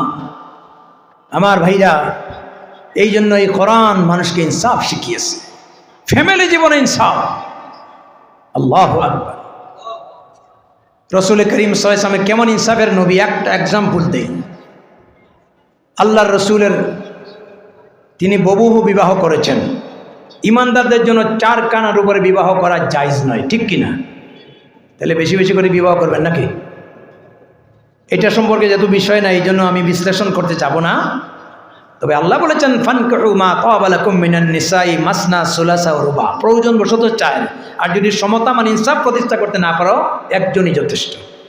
রাসূল সাল্লাল্লাহু আলাইহি ওয়াসাল্লাম তিনি বিভিন্ন পারিপার্শ্বিকতার অভাবে অনেক বয়স্ক নারীকে বিবাহ করেছেন, তাদেরকে তাদের জীবন পরিচালনা করার জন্য। আর যারা আল্লাহর রসুলের আজওয়াজে মুতাহহারাত স্ত্রী হয়ে এসেছেন, তাদেরও জীবন আল্লাহ সম্মানী বানিয়েছেন। এক একজন উম্মাহাতুল মুমিনিন, মুমিনদের জননী, মায়ের মর্যাদা লাভ করেছেন, ঠিক কিনা? শামাইলে তিরমিজি, একদিন আল্লাহর রসুল তার বউদের নিয়ে ঘরে একটা অনুষ্ঠান করছেন। বউ মেলা। কি মেলা? কারণ স্ত্রীরা অনেক সময় স্বামীদের কাছ থেকে আনন্দ চায়, ফুর্তি চায়, তাদের কিছু মনের কথা স্বামীদের সামনে প্রকাশ করতে চায়। সব বউরা ঐক্যজোট হয়েছে আজকে আল্লাহর রসুল একটা জিনিস ধরবে। আল্লাহু আকবার বলেন। বিষয়টা হচ্ছে যে আল্লাহ রসুলকে জিজ্ঞাসা করবে, ইয়া রাসূলুল্লাহ, আপনার এতগুলি বউদের ভিতরে আপনি সবচেয়ে বেশি কাকে ভালোবাসেন? এখন তো আল্লাহ রসুল বিপদে পড়ছেন, কারণ এতগুলি বউরে যদি বলেন যে আমি তোমাকে ভালোবাসি, বাকি হেরা নারাজ হবে, তাহলে পারিবারিক জীবনে একটা বিশৃঙ্খলা লাগবে না? তিনি বলছেন তোমাদের এই প্রশ্নের উত্তর আজকে দেব না, আগামী কালকে দেব। সুবহানাল্লাহ বলেন। বউরা আবার একজন আরেকজন কথা কাটাকাটি করছে আর বলছে সম্ভবত আমরা এমন একটা জটিল প্রশ্ন করেছি, যেহেতু রাসূলুল্লাহ সাল্লাল্লাহু আলাইহি ওয়াসাল্লাম তিনি ওহীর অপেক্ষায় আছেন, ওহী ভিত্তিক কোনো জবাব দিবেন, এতে ওহী নাজিল হতে গিয়ে আমাদের বিপরীত হয় কিনা আবার সমস্যা আছে। এই জন্য বিবিরা বলছেন, ইয়া রাসূলুল্লাহ, এটা আপনাকে নিয়ে আমরা ফুর্তি করেছি, এটা বাদ দেন। বলছে না, তোমরা বলেছো, এটার জবাব আমি আগামী কালকে দেব। আপনারা মতওয়াজ্জা আছেন আমার দিকে? রাসূল করিম সাল্লাল্লাহু আলাইহি ওয়াসাল্লাম বউদেরকে বিদায় দিলেন। তিনি রাত্রের গভীরতায় একটা খেজুরের পাত্র নিয়ে আর বউদের ঘরে গেলেন। এক ঘর থেকে আরেক ঘরে গেছেন, কেউ জানে না। প্রত্যেকটা স্ত্রীর হাতে 2টা 2টা করে খেজুর উপহার দিয়েছেন। সুবহানাল্লাহ বলেন। আপনাদের এলাকায় সুবহানাল্লাহ বলার অভ্যাস নাই মনে হয়। এরপরে সব বিবিদেরকে সমান সমান ইনসাফ ভিত্তিক বন্টন করে তিনি চলে আসছেন। পরের দিন আবার বউরা একত্রিত হয়ে জিজ্ঞাসা করছে, ইয়া রাসূলুল্লাহ, গতকালকে তো আপনি আমাদের একটা প্রশ্নের উত্তর দেওয়ার কথা ছিল। তিনি বলেন, হ্যাঁ আমার জানা আছে, আমি উত্তর দেব। তোমাদের কি প্রশ্ন? বলছে আমরা প্রশ্ন করেছিলাম যে আমরা তো সবাই সমান না, এর মধ্যে কেউ কুমারী, কেউ বয়স্ক, কেউ আবার স্বামী নাই, তো সবার প্রতি তো মহব্বত আপনার সমান হবে না। আর মহব্বত এটা আপনার একক নিজস্ব অধিকারও না, কেউ কারো প্রতি বেশি মহব্বত হতে পারে, এটা আল্লাহর পক্ষ থেকে। এই জন্য আমরা বউরা প্রশ্ন করেছিলাম আমাদের মধ্যে কোন স্ত্রীর প্রতি আপনার মহব্বত বেশি। আল্লাহর রসুল বলেন এটার উত্তর হলো গতকালকে রাত্রে আমি যারে 2টা খেজুর দিছি তার প্রতি মহব্বত বেশি। আরো আসতে বলেন সুবহানাল্লাহ। এখন খেজুর কি শুধু একজনে দিছেন না সবাই দিছেন? কিন্তু একজন আরেকজন জানে না, এ তো মনে করছে যে খেজুর আমারই দিছেন, তাহলে আমার প্রতি মহব্বত বেশি। এক কথায় এমন একটা উত্তর দিলেন আর সমস্ত বউদের প্রশ্নের ইনসাফ ভিত্তিক জবাব দিলেন। এটার নাম হচ্ছে আদল। আল্লাহর নবী বলেছেন মান ক্বালা বিহি সাদাকা। আল্লাহর কোরআনের কথাগুলি হচ্ছে সত্য কথা, ইনসাফ ভিত্তিক কথা। আল্লাহ মানুষের জন্য যা ওয়াজ করেছেন এটার ভিতরে কোনো বেইনসাফি নাই, ঠিক কিনা? ওয়ামান হাকামা বিহি আদালা। এই কোরআন দিয়ে যদি বিচার করা হয় ন্যায্য বিচার হবে। ওয়ামান আমিলা বিহি উজিরা। আল্লাহর এই কোরআনের প্রতি যদি কেউ আমল করে নিশ্চয় বিনিময় পাবে। ওয়ামান দাআ ইলাইহি হুদিয়া ইলা সিরাতিম মুস্তাকিম। আর এই কোরআনের পথে কাউকে যদি আহ্বান করা হয়, সঠিক পথে আহ্বান করা হবে। কোরআনের পথই হচ্ছে সিরাতে মুস্তাকিমের পথ, যেই পথ দিয়া মানুষ সরাসরি জান্নাতে যেতে পারবে। আমাদের মূল ঠিকানা জান্নাত, ঠিক কিনা? এই জন্য জুলমের শাসন অবসান ঘটিয়ে আমাদের ব্যক্তিতে, আমাদের ফ্যামিলিতে, আমাদের ব্যবসার নীতিতে ইনসাফ ভিত্তিক সমাজ কায়েম করে চলতে পারলেই শান্তি, আর এর বিপরীত গেলেই অশান্তি। কথা ঠিক কিনা? হযরতে আলী রাদিয়াল্লাহু তাআলা আনহুর জামানার একটা ঘটনা বলি। তিনিও ছিলেন খলিফাতুল মুসলিমিন। তার একবার মূল্যবান একটা বর্ম লোহার পোশাক হারিয়ে গেছে। লোহার পোশাক অনেক দামি, কোথায় হারছে বা কোথায় চুরি হয়েছে গোয়েন্দা লাগাই দিলেন, দেখো তো এটা কোথায় পাওয়া যায়। গোয়েন্দারা বাসা বাড়ি তন্ন তন্ন করে এরপরে তথ্য নিল পার্শ্ববর্তী একটা বাজারে এক ইহুদির হাতে তিনি এটা লোহার পোশাকটাকে বিক্রি করার জন্য বাজারে নিয়ে এসেছেন। পুলিশ খবর দিলেন, হাতে নাতে ধরা হলো, কোর্টে মামলা দেওয়া হলো। কোর্টের বিচারপতি ছিলেন হযরতে কাজী শুরাইহ রাদিয়াল্লাহু তাআলা আনহু। তিনি এমন এক বিচারপতি ছিলেন যিনি আবু বকরের জামানায় একই চেয়ারে, হযরতে ওমরের জামানায় একই চেয়ারে, হযরতে আলীর জামানায় একই চেয়ারে, হযরতে ওসমানের খেলাফতের সময় একই চেয়ারে, এমনকি হযরতে মুআবিয়া রাদিয়াল্লাহু তাআলা আনহুর শাসনকালেও তিনি একই চেয়ারে। যখন এজিদের শাসন আসলো সঙ্গে সঙ্গে তিনি ইস্তেফা দিয়া বিদায় নিয়ে গেলেন। কারণ জালেমের অধীনে কোনো ন্যায় ইনসাফ প্রতিষ্ঠা করা সম্ভব না। এই জন্য তিনি চেয়ার ধরে না রেখে তিনি চেয়ার থেকে নামিয়ে গেলেন। সুবহানাল্লাহ।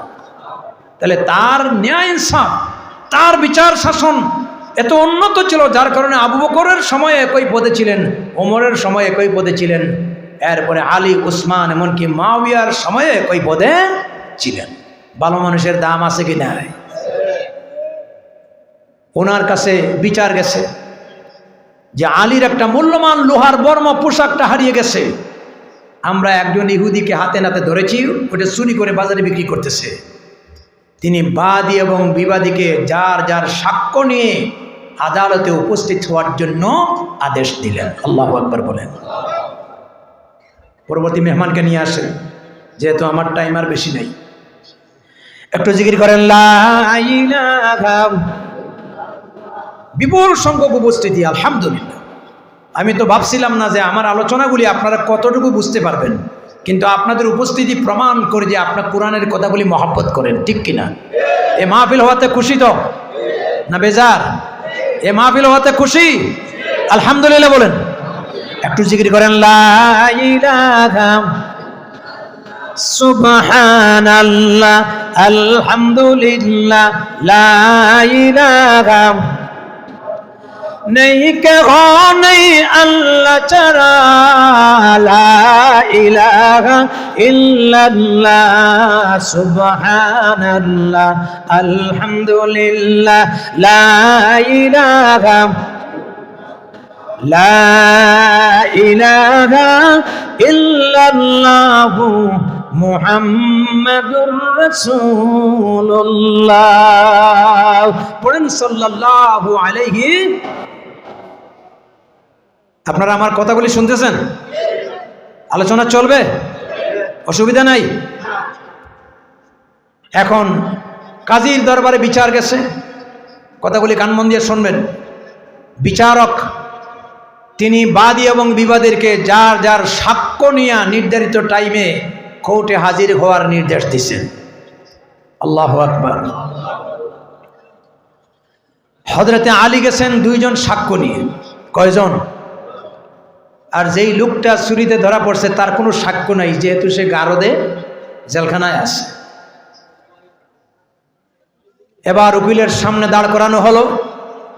হযরতে আলী জিজ্ঞাসা করলেন, তুমি এই দেশের খলিফাতুল মুসলিমিনের মূল্যবান লোহার পোশাক তুমি চুরি করেছো, এত সাহস কোথায় থেকে পাইছো?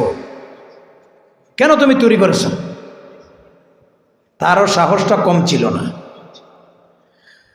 বলছে, মাননীয় বিচারক, আপনি এই চেয়ারে বসে ইনসাফ প্রতিষ্ঠা করার দায়িত্ব, আপনার কথাগুলির ভিতরে পক্ষপাতিত্ব পাওয়া যাচ্ছে।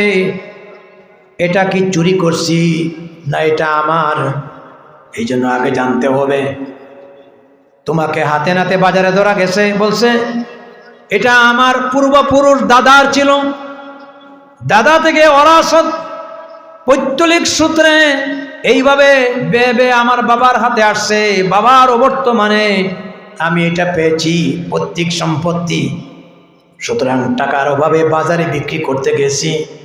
আপনার খলিফাতুল মুসলিমিন রাষ্ট্রের প্রধান গায়ের জোরে পুলিশ দিয়ে আমারে ধরে আসামি বানাইছেন, এই জন্য আমার বিরুদ্ধে মামলা দিয়েছেন, এটা মিথ্যা কেস।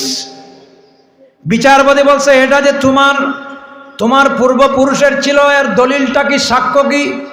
বলছে, এটা আমার সত্ত্বাধিকারী, আমার অধীনে, যেহেতু আমার অধীনে ছিল কোনো সাক্ষ্য প্রমাণ লাগবে না, এটা আমি বলেছি, এটাই আমার সাক্ষ্য।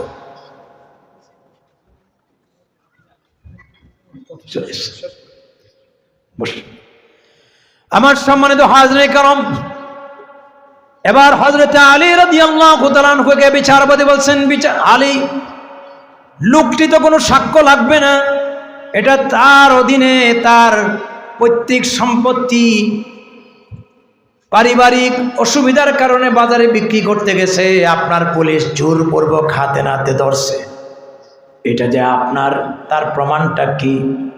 হযরতে আলী বলছেন, এটার প্রমাণ হলো 2 জন সাক্ষ্য, একজন হলো আমার খাদিম আর আরেকজন হলো আমার প্রিয় সন্তান হযরতে হুসাইন রাদিয়াল্লাহু তাআলা আনহু। হুজুরে বলেন সুবহানাল্লাহ। আপনারা বসেন, 5 মিনিট বিশেষ হয়ে যায়, মেহমানকে আনার জন্য আমি বলছি। মুআজ্জাজ হাজরিন کرام, বিচারপতি শুরাই রাদিয়াল্লাহু তাআলা বলছেন, খলিফাতুল মুসলিমিন এই 2 জন সাক্ষ্য আমার আদালতে মামলা নেওয়া যাবে না। হযরতে আলী বলছেন, কেন? এই 2 জনের ব্যাপারে আপনার কেন সন্দেহ জাগলো? হযরতে আলী বলছেন, একজন হলো আপনার আপন পুত্র আর একজন হলো আপনার খাদেম। সুতরাং মুনিবের পক্ষে খাদেম তো সাক্ষ্য দিবে, পিতার পক্ষে সন্তান সাক্ষ্য দিবে। এখন এই 2 জনের সাক্ষ্যের ভিত্তিতে বিচার করলে পক্ষপাতিত্ব হয়ে যাবে।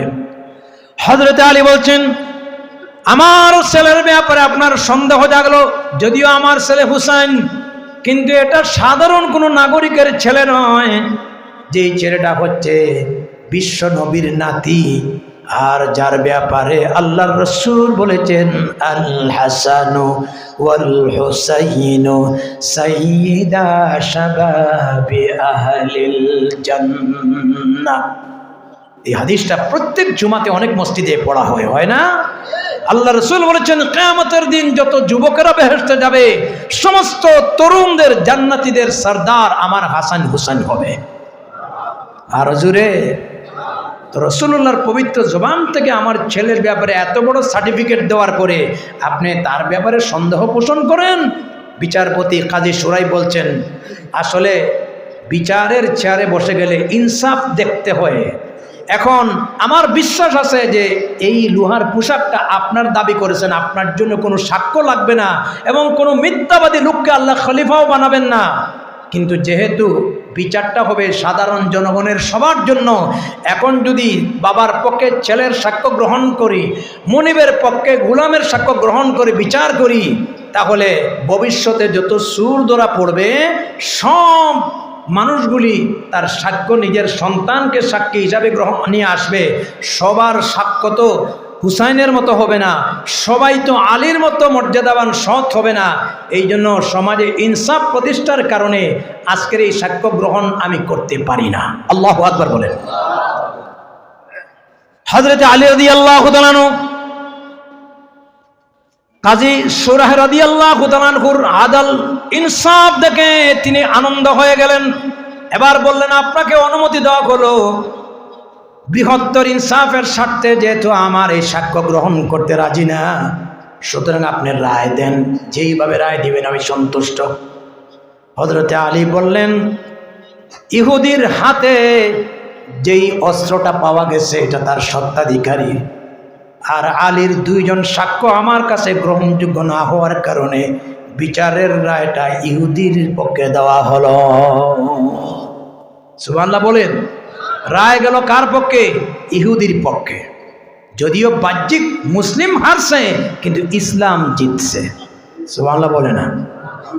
সুবহানাল্লাহ বলেন। কিন্তু লাভটা হলো কি? বিচার শেষ হওয়ার পরে এবার ইহুদি ব্যক্তি বলছে কাজী বিচারপতি যাব না, আমাকে একটু কথা বলার সুযোগ দেন। যে বলো। বলে আসলেই এই লোহার বর্মটা হযরতে আলীর ছিল, এটা তিনি কোথায় ফেলে দিয়েছিলেন? রাস্তা থেকে কুড়িয়ে নিয়ে গেছি, এরপরে বিক্রি করতে গিয়ে হাতে নাতে ধরা পড়ছি। তবে আমার একটা বিষয় দেখার দরকার ছিল, ইসলামে যে আদর্শ, ইসলামের নবী মুহাম্মদুর রাসূলুল্লাহ সাল্লাল্লাহু আলাইহি ওয়াসাল্লাম সমাজে যে ইনসাফ প্রতিষ্ঠা করে গেছেন এবং তার জমানা আমি পাই নাই, তার রেখে যাওয়া খোলাফায়ে রাশিদিন রাষ্ট্রের ক্ষমতায় বসে পক্ষপাতিত্ব করে কিনা এই জিনিসটা দেখার দরকার ছিল। আজকে মামলায় আসার পরে আপনাদের বিচার দেখে আমি অভিভূত হয়ে গেলাম। ইসলামের এই রেখে যাওয়া আল্লাহর নবীর সৌন্দর্য দেখে আমি সাক্ষ্য দিলাম এটা বিচারপতি হযরতে আলীর, বিচারপতির রায় গ্রহণ অবশ্যই করেছি, কিন্তু এই জিনিসটার মালিক হযরতে আলী, আর ইসলামের এই ইনসাফ আর সৌন্দর্য দেখে এই মুহূর্তে শাহাদা পাঠ করে আমি মুসলমান হয়ে গেলাম। আজও পৃথিবীতে ইসলাম আছে, কিয়ামত পর্যন্ত ইসলাম থাকবে আদর্শের বদৌলতে। কথা ঠিক কিনা? এই জন্য আর কথা বাড়াইতে গেলাম না। পরবর্তী মেহমান তশরিফ এনেছেন, ওনার বিষয়ের উপরে তিনি কথা বলবেন। আল্লাহ পাক যদি তৌফিক দেয় আবারও দেখা হবে, বিপুল সংখ্যক মানুষের উপস্থিতি। আল্লাহ তাআলা এই মাহফিলকে কবুল করুন। 22 বছর চলছে, প্রতি বছর তাফসীর কোরআন মাহফিলকে আপনারা কি চান? শুধু চাইলে হবে না, এই কথাগুলি বাস্তবে আমল করতে হবে। আসুন আগামী বাংলাদেশ, ইনসাফের বাংলাদেশ কায়েম করার জন্য ঐক্যবদ্ধ হই, আলেম ওলামাদেরকে ক্ষমতায় মসনদে বসাইয়ে এই দেশে কোরআনের শাসন কায়েম করে ইনসাফ ভিত্তিক সমাজ প্রতিষ্ঠার জন্য আমরা কাজ করে যাই। আল্লাহ যেন তৌফিক দান করেন। একটা হাদিস পড়েছিলাম, শেষ করে নিচ্ছি। হাদিসটা শুধু তর্জমা করব। আল্লাহ রাসূল বলেছেন সাবআতুন ইউযিল্লুহুমুল্লাহু ফি যিল্লিহি ইয়াওমা লা যিল্লা ইল্লা যিল্লু ইমামুন আদিলুন ইলা আখিরিল হাদিস। কাল কিয়ামতের দিন আল্লাহ পাকের আরশে আজিমে আল্লাহ তাআলা কিয়ামতের দিন সূর্যটা মাথার উপর যেটা আছে এটা মানুষের মাথার উপরে ঝুলাইয়া দেওয়া হবে। প্রচণ্ড উত্তাপ আর রৌদ্র থেকে আল্লাহ তাআলা রক্ষা করে একমাত্র আরশে আজিমের ছায়ার নিচে 7 শ্রেণীর মানুষকে জায়গা দিবেন। এর ভিতরে যিনি প্রথম নম্বরে জায়গা পাবে ইমামুন আদিলুন, ন্যায়পরায়ণ শাসক। সুবহানাল্লাহ। তাহলে বোঝা গেল একজন ন্যায়পরায়ণ শাসক যদি ওখানে বসে, তার মর্যাদা দুনিয়ার মানুষের কাছে যেমন আছে আখিরাতেও আল্লাহর কাছে আছে কি নাই? আমরা এই জায়গায় ভুল করছি। ইমাম দুই ধরনের। মসজিদে যারা আমরা ইমামতি করি এটাকে বলা হয় ইমামতে সুগরা, ছোট ইমাম। আর দেশের রাষ্ট্রপ্রধান যারা, এরা হলো ইমামতে কুরা, বড় ইমাম। আমরা সবাই চাই মসজিদের ইমাম ভালো হোক, ন্যায় ইনসাফ হোক, সহি সুন্নাহ ভিত্তিক চলক, কোরআন তেলাওয়াত সহি হোক। তার চরিত্র ভালো হলে তার তেলাওয়াতের দ্বারা মসজিদের প্রভাব সৃষ্টি হবে। সেই ইনসাফ ভিত্তিক মসজিদ পরিণাম করলে মসজিদে শান্তি থাকবে। আজকে রাষ্ট্রের ইমাম যদি মসজিদের মতো ন্যায় ইনসাফকারী ইমাম বসাইতে পারতাম, তাহলে রাষ্ট্রটাও মসজিদের মতো শান্তিদায়ক হয়ে যেত। আমরা কি ইনসাফ চাই? চাই। আল্লাহ যেন এই কথাগুলি আমাদের বাস্তব জীবনে অনুসরণ করার তৌফিক দান করে। আওয়াজ দিয়ে সবাই বলেন আমিন। আমি আর কথা না বাড়াইলাম, সকলের কাছে দোয়া চাই। মেহমান এসে আমাকেও সুযোগ দিয়েছেন, কথাগুলি পূর্ণ করেন। মেহমানকে আমি ধন্যবাদ জানাই। আগামীতে ইনশাল্লাহ দেখা হবে। সুস্থ থাকুন, ভালো থাকুন।